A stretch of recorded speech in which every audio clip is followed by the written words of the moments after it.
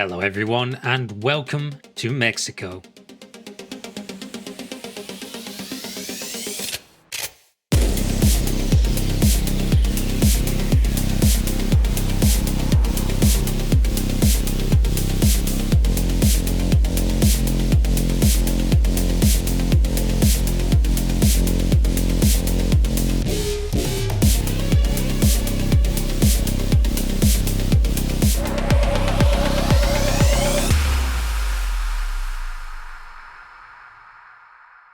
So welcome back. It is week 13 at the time of recording this.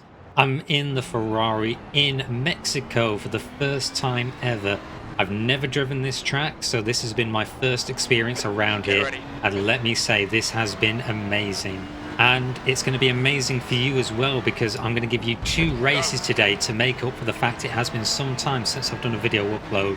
And that was helped by the fact that these week 13 races were pretty much back to back.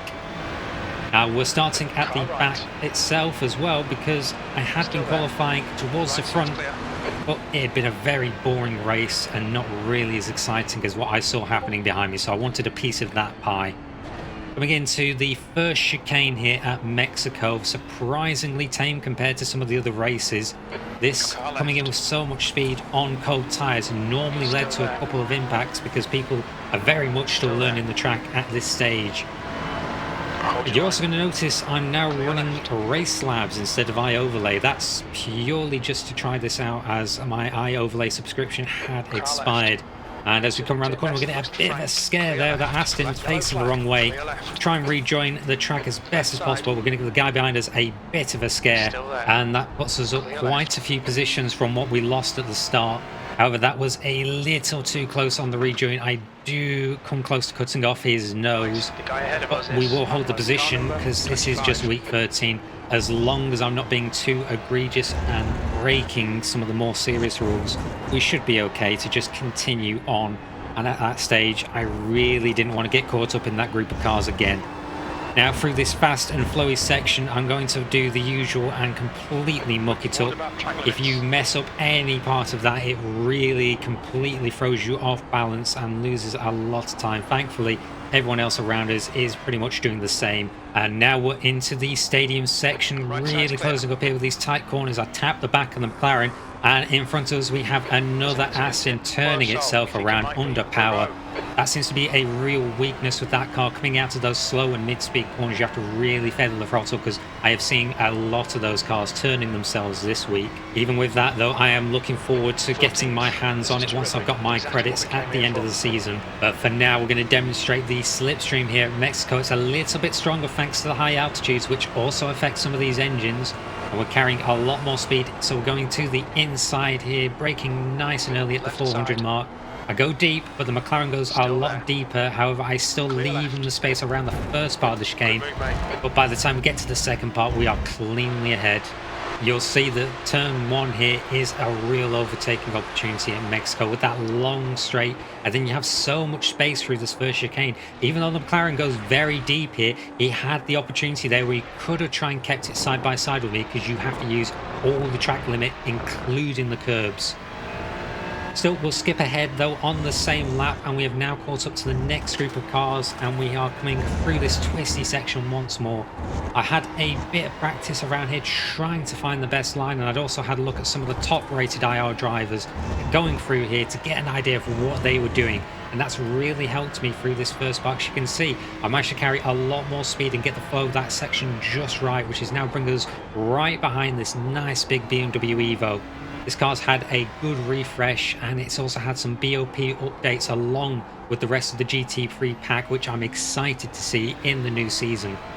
Now through the stadium section exit, you can see there I've really got to ride that curb on the outside to open up, and we have another Aston losing it coming onto the main straight. Thankfully, they've been able to gather it back up and continue, whilst we push on to lap 3, now up 8 places in P12. I'm looking to get to another position here as we're taking a big dose of slipstream from that BMW in front of us. That car's still really quick though, and I'm not getting as close as I'd want to be, but I'm still going to send it to the inside. The BMW is responding by braking later, taking that deeper line to defend and give them the apex at the first part of the chicane. So all I can do now is just slot back in and maximize those track limits, keeping one tyre on the curbing, which is the limit here at Mexico. Managed to keep a good enough exit, so we are still really close behind this BMW coming into the stadium section, and this is going to be a great demonstration here of how you can actually get an overtake. I'm going in shallow, aiming for that switchback, but I do run wide. However, the BMWs run even wider, and then we have some contact. We're going to get the position here as long as I can hold that inside line and get on the power front exit. That was a very tight move. We did both go very deep there and off the track, but you do have the space to do that in this stadium section. And though we had that little bit of contact, I made sure I gave him plenty of space for the rejoin. Skipping ahead towards the end of the lap, starting lap 5, we have our next target in front of us, the Mustang. And this is going to be the second demonstration of the effect of the high altitude here at Mexico. Look, we started just 7 tenths behind that Mustang, and we have been absolutely clawing him in.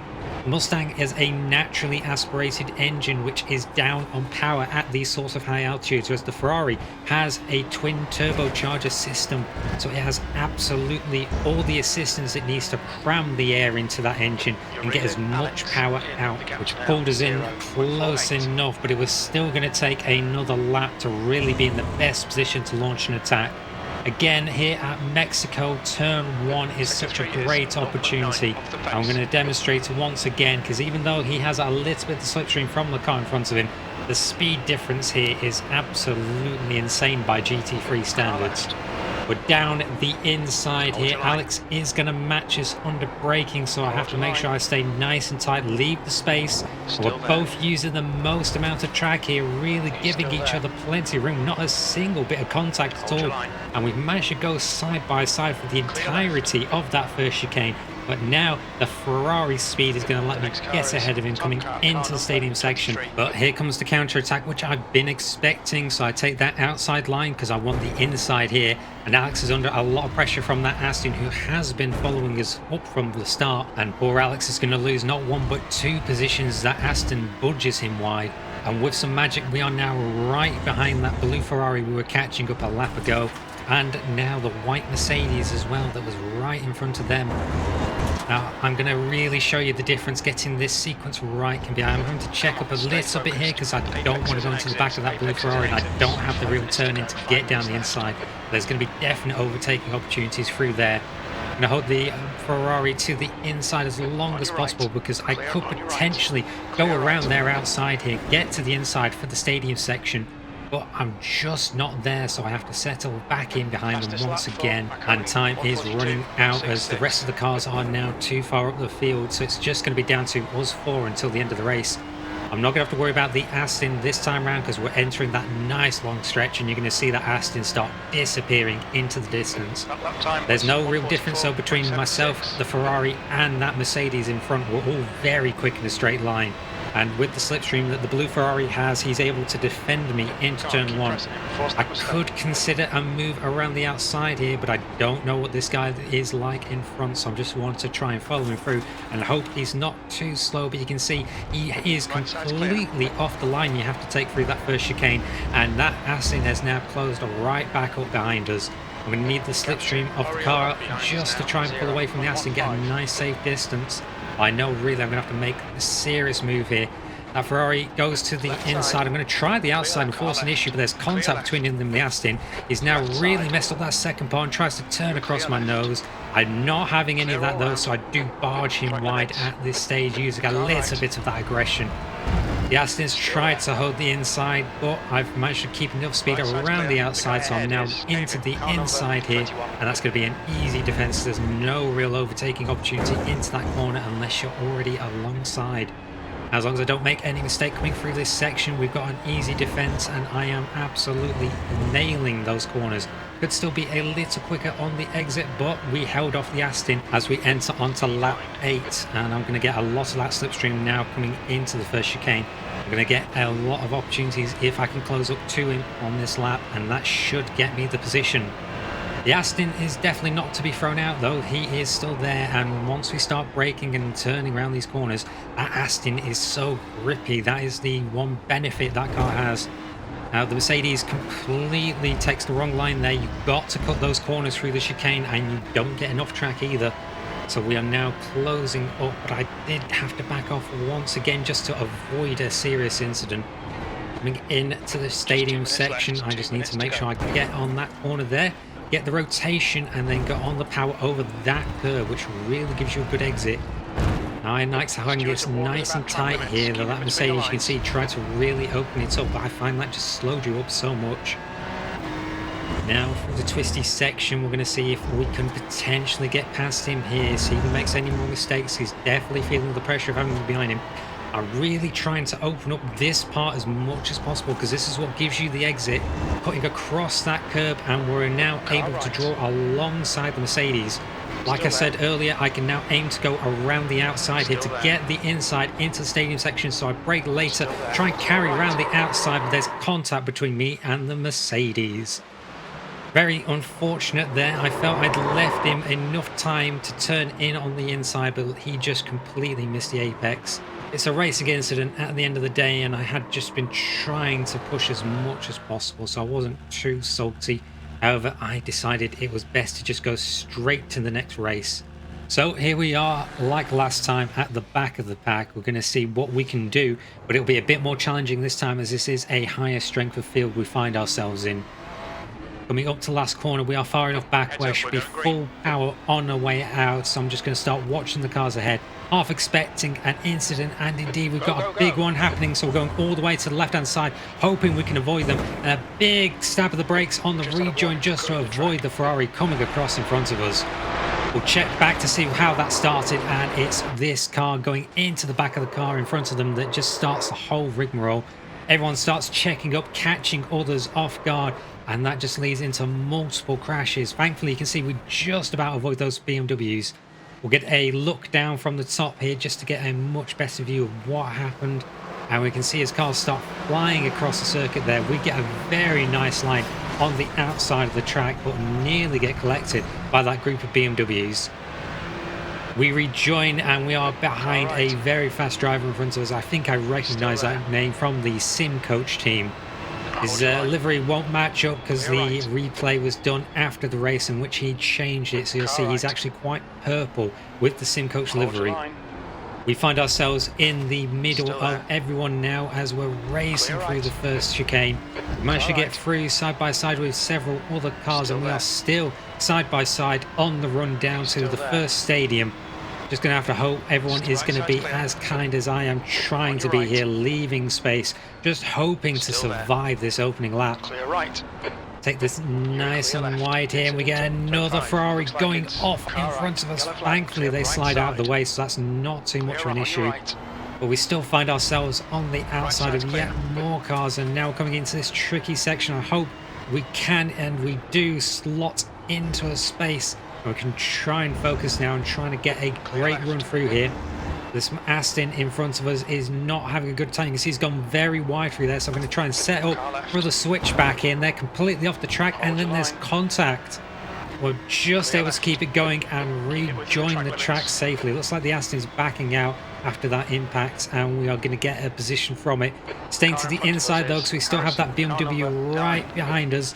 We'll go all the way off on the cold tyres, just trying to carry too much speed, and now got to really get the car stopped up through this tight twisty section, and now get across the curb over the bump and get on the power for a good exit leading onto the start finish line. And we're going to come out in P14 after everything that just happened. That's a lot of places on the first lap. We're going to hopefully try and make some more, but we'll look back here and see that contact between me and the Aston was actually a fair bit of netcode, so nothing on them through that one.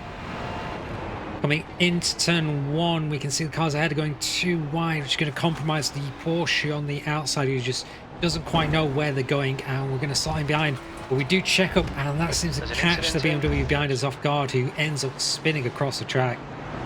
Checking back, it looks again to have been some netcode involved in that one, because he didn't quite make contact, but that did unsettle his car. Now we're right behind this Porsche, and I know these cars don't do too well in the current balance of power. They've really struggled with the balance of the car being so rearward with how Porsche have it laid out, and iRacing doesn't really do that car justice.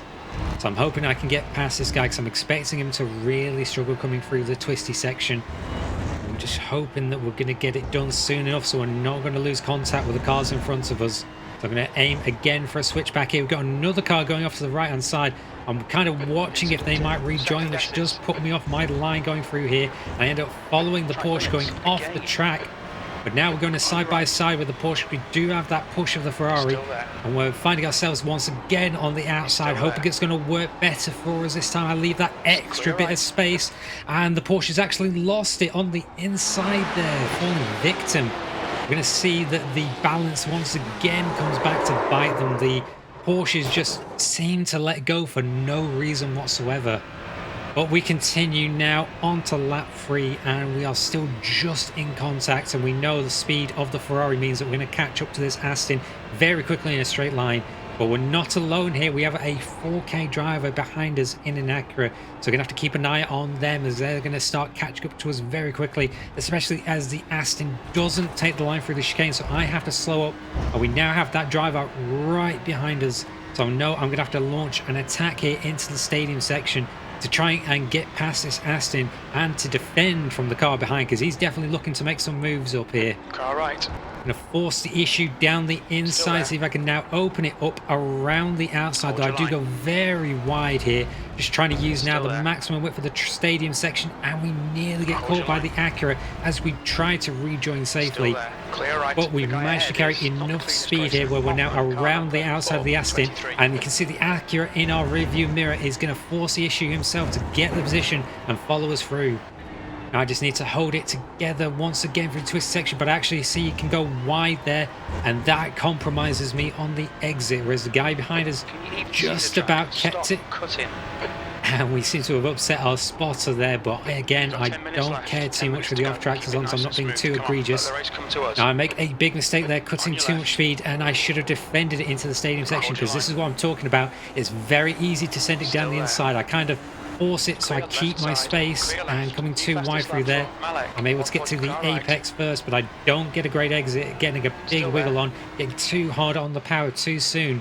And we're going to see that the Acura matches us under straight line speed, because we are going to be going side by side all the way down the main straight here towards the first turn. And I'm not going to make it around the outside in the braking, so I actually try for the switchback, but I take too much of that inside curb, which just curtails my speed, so I just end up falling in behind the Acura. We've also got a back marker Aston in front of us, but he's just going to pull off to the left, and there's going to be no drama with him or anyone else until we got onto lap 5. The 4K driver managed to get past the Mustang in front of us, and we're trying to now do the same. But there's been a big incident off to the right-hand side, both into the barrier. That's their races ended, and we're up 2 more positions. Hopefully now going to be another, because we're really drawing in the Mustang, who didn't get a good run through the twisty section, and you can see he is still down on power compared to the Ferrari, so I could potentially throw it around the outside, but I'm just not brave enough, and I'm not going to be close enough to throw it down the inside into this sharp corner. I know I don't have to here. I can just wait and be patient, because we've got the big straight coming up, and that's where the Ferrari's really going to shine. I should be able to get to him if I can get a good exit, but I'm just a bit too late, and the Mustang is still really good on getting on the power out of those sort of long corners. But now this is it. Once again, we are starting to draw him in already. We should be able to get alongside as we come into turn 1. And you can see he's already planning to defend the outside, knowing he can maybe try and carry that more speed and get the inside. So we'll see how this works out. I go in very hot, too hot, and there is contact between us, but I now leave the space for him on that inside, and we manage to sweep around, but the Mustang has turned mid-corner. I'm not sure there was more contact between us. I didn't feel anything after that initial bit, so we'll just have to take a quick look. Through that first part, that was on me for going too deep, and then I tried to make sure I left plenty of space over the curbing, and I'm not quite sure, because it does look like that first bit unsettled the car and sent him round. After that, there wasn't any more real excitement in the race. I just tried to catch up to the cars ahead, but I was too far back. and I just threw everything into that last corner. We're actually going to get another position because of a car serving a penalty in front of us. Not that it really matters here on week 13, but that is the end of today's races. I hope you have all really enjoyed it. If you did, please leave a like and subscribe, because that has really helped me. We have now finally hit over 100 subscribers on the channel, which has been a big target for me, as it tells me that I'm doing something right in these videos. So I really will try to get more of them out in the new season with some of the new content. So keep your eyes peeled for me, and I will see you all again next time.